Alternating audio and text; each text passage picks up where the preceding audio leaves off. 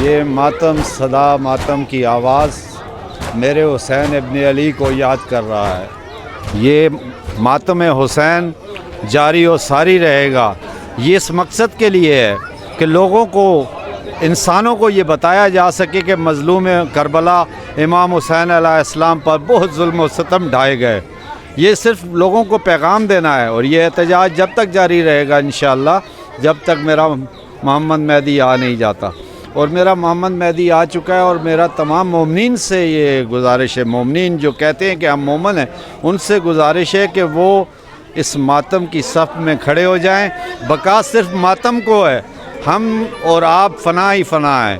ماتم کو بقا ہے، کیونکہ محشر میں یہ ماتم ہوگا، اور بی بی زینب سلام اللہ کی ماں، اس میں یہ بات ہوگی تو ماتم مجلس سب سے بڑی مجلس ہونے آ جائے گی محشر میں.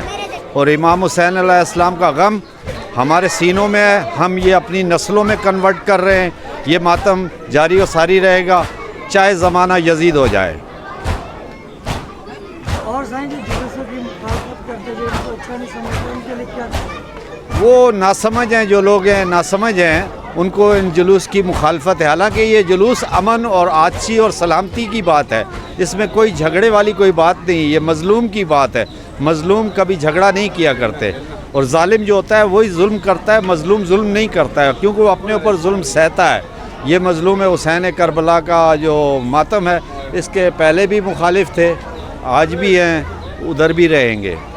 اور انشاءاللہ یہ غم حسین ہوتا رہے گا. یہ جلوس ہے انشاءاللہ اپنے مقرر رستوں سے ہوتا ہوا امام بارگاہ میں اختتام پذیر ہو جائے. عزاداروں کے لیے کچھ پیغام دینا چاہیں؟ عزاداروں کے لیے یہ پیغام ہے کہ جہاں پر چھوٹے چھوٹے مقام ہیں، جہاں پر کوئی وسائل نہیں ہیں ان لوگوں کے پاس، ان کے پاس جا کر آپ عزاداری کو فروغ دیں. کیونکہ یہ آپ جو فروغ دیں گے تو محمد آل محمد آپ کو اس کا صلہ ضرور دیں گے.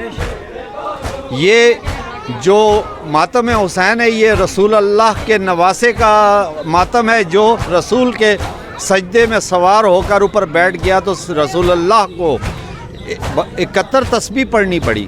تو یہ میرے حسین کا غم سب کا غم ہے. حسین سب کا ہے اور سب کا ہے.